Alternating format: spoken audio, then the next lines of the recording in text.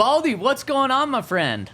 Hey, fellas. We're just kind of digesting Week 6 here. Devontae Adams trade to the Jets, and kind of looking ahead, see what these matchups look like this week.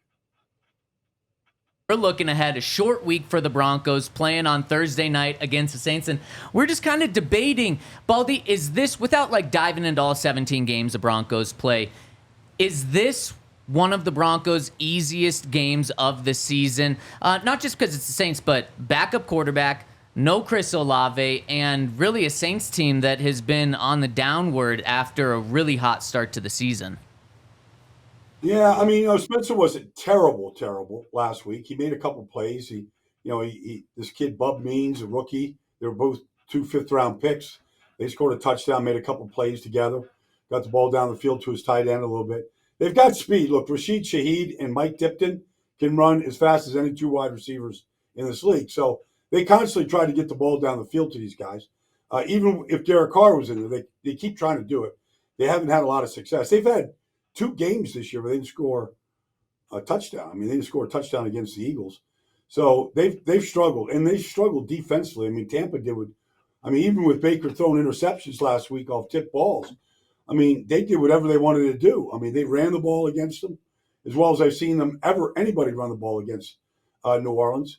And then the receivers basically were open all day. They scored 50. They could have scored more, I think. I think that's probably the most exciting part for Broncos fans is that they just gave up 51 points and the Saints are giving up almost 400 yards per game. Surely the Broncos offense will look better this week, right? Well, I hope they don't fall behind, 20-0 at the half. Last week where they just couldn't get anything. And then, once that happens, when Bo Nix is your leading rusher, it's not going to be a good sign, period. It means he's scrambling and doing all the stuff they had to do last week. But you just can't, the Chargers had a good game plan. They ran the ball. They made a couple of plays. I'm sure they didn't know who Kamani Vidal was until he scored a touchdown against them. But, it hurt losing Surtain so early in that game. And, you'd love to put him on Shaheed this week, if he was available. I don't know if he is or not. But, look, it kind of fell apart pretty early. And it just seemed like they were trying to play catch up, and they could never really put anything together last week. I would think that would be just a get back and a get right game this week on a short week. Probably pretty easy to flush it and get ready for a Saints team. Outside of the first 2 weeks of the season, hasn't looked good in any game since. Baldy, as we talk about this offense, I think they live and die with the offensive line and how they play. Last week, I felt like that wasn't the offensive line that I was used to seeing, and even some of their bigger stars were giving up plays. Saw Garrett Bowles get beat off the edge, Quinn Miners with the holding penalty that cost them 49 yards to Cortland Sutton. What was the problem with the O-line last week? I don't want to put it on one guy. But Alex Forsythe, I don't know what he is. Honestly, he's on the roster. He started, but he's not very good. And so I said it in preseason. I said it this summer.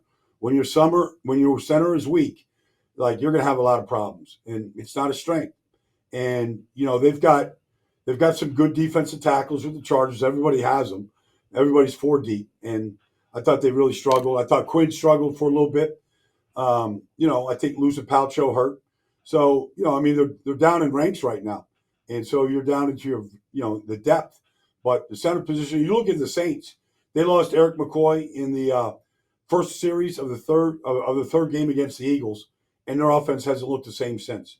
They had to move their starting guard to center. They weakened 2 positions.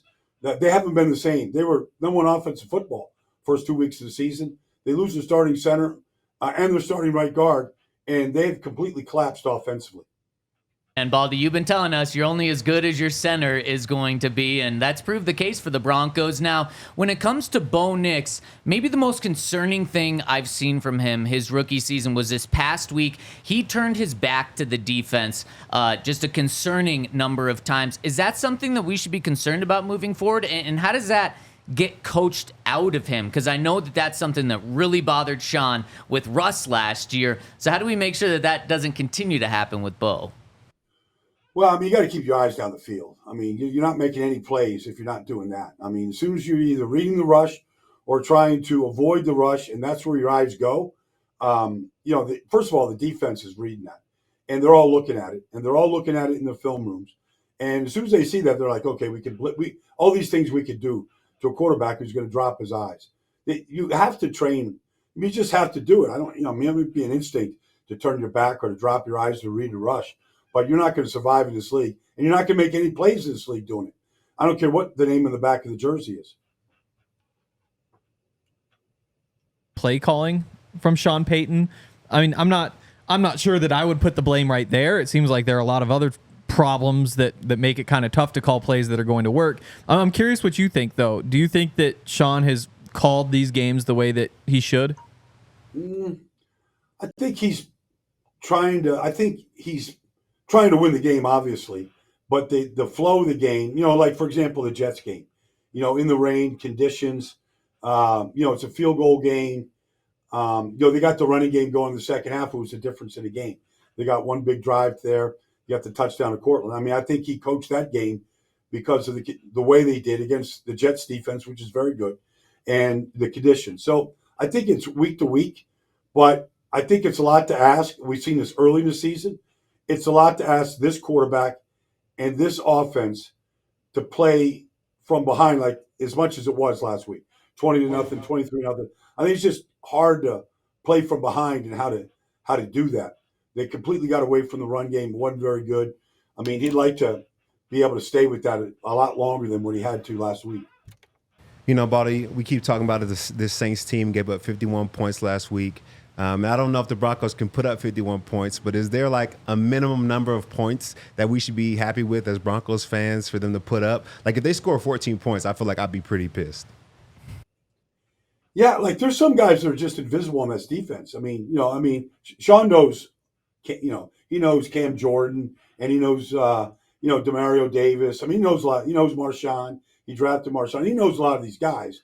He knows they play a ton of man coverage. But if you watch that game last week against the Bucs, Cam Jordan did get an interception, so I don't want to say he was invisible.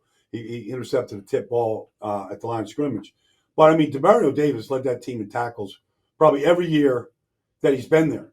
And he was invisible last week. Their man coverage, I would go after Paulson and Debo. He's their left corner as often as I could. He's not a bad corner, and he'll make some plays. He'll also have probably, I don't look this stuff up, but he probably has as many defensive pass interference penalties as any corner in this league right now. And so whether it's Sutton or, Mims or somebody, I'd work that guy as much as I could. Talking about cornerbacks, Broncos likely not going to have Pat Surtain, who's in the concussion protocol this week, especially going up against this Saints team. How concerning is it to not have Pat, or is it not that big of a deal when you're facing a team without their top receiver and without their starting quarterback? I wouldn't take any of it lightly. Spencer Rattler, look, he made some plays in the game. It looks like him and the rookie Means looks like they've got a little connection right there. I wouldn't take anybody lightly in this business. Kamara, Sean Payton will, I'm sure in whatever chats he has this week about his Saints. I don't know how much I don't know how much he's going to go into the guys that he helped draft and Lattimore and Kamara. That draft with those guys turned the entire Saints team around. They were 7-10 3 years in a row and drafted, Ramczyk and Kamara and Marshawn, and they turned around, won the division 3 years in a row. So he knows those guys. He knows what they're capable of doing. Kamara is still a great player. And so, I wouldn't take anybody lightly on that offense right now and what they might be able to do. I think Clint Kubiak is a talented coordinator, and he showed it when they were fully healthy the first 2 weeks of the season. They were the ones that were putting up 40 a game the first 2 weeks when they were fully healthy. The Broncos defense struggled last week. Obviously, the Chargers scored the first 23 points of the game. Do you think that that's just because Pat wasn't playing, or are there kind of some underlying problems that maybe are coming to a head? Well, look, the Chargers got both starting tackles back. So they got Alt and they got Slater back. That makes a difference. And then it strengthens the right guard position because the right guard was playing right tackle. So they got their starting line together. Then they put this kid, Scott Matlock in there. Like he's their Patrick Ricard of the Ravens, and he's a great blocker at 315 pounds. And so, look, they carved out things in the run game. They protected really well. And so the things that we had seen the Broncos do, whether it was just, it's not like J.K. Dobbins destroyed them. I mean, he averaged 3.9 yards a carry. They were still stout in the way that they had played defense. They just didn't make any of the splash plays. And, that's Harbaugh. That's the Harbaugh effect right there. Like, you're not going to turn the ball over, and we're going to play a pretty conservative brand. Although they had a couple splash plays to McConkey and to Vidal. I didn't think the defense played terrible. It's just they were bad on third downs, and they converted a lot of third downs. They stayed on the field. And I thought that was the misgiving. Now, was that because Patrick wasn't in there? I'm sure when you lose a star player like that, it does take you're up to your, McMillan's going to play the outside corner, whatever. I'm sure it weakens you a little bit, but I wouldn't use that as any kind of an excuse why they were off a little bit of what we've seen in the 3 previous weeks. Baldy, real quick, I want to get your opinion going back to the offense. I know that Sean in the offense is looking for any spark that they can. He's kind of hinted at like Estime getting more of a shot. Do you feel like he's the spot or the spark that they're looking for? I'm sure that he wasn't real happy with Javante's fumble last week. That was a pretty critical play. So, when that happens, it's not like he drafted Javante. I know he probably respects him and thinks he's a good back. But when you lay the ball on the ground and you've got a rookie quarterback, it might get Estime. Estime's first carry, he fumbled also. But I'm sure he's looking for whatever he has.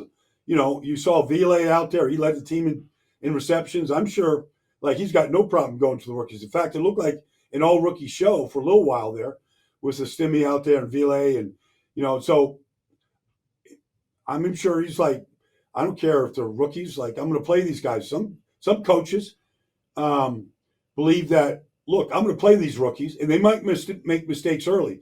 But if they're the right guys and we coach them up right, they're going to help us win games later on. So, we got to kind of wait and see. But I wouldn't be surprised to see him get more carries this week. For you. Yes, this is Broncos Saints, but the reason this is on prime time is this is Sean Payton's return to New Orleans. You were just in New Orleans for their past game. How emotional, how big of a game is this for Sean, and just how tough could it be for him to play a game with all the emotions surrounding this game, or to coach a game with all the emotions surrounding it? Well, all the guys, that he was there with Mickey Loomis and, the PR staff and medical staff, they're all there. And they were, you coach in New Orleans, it's a tight-knit group, and it always was.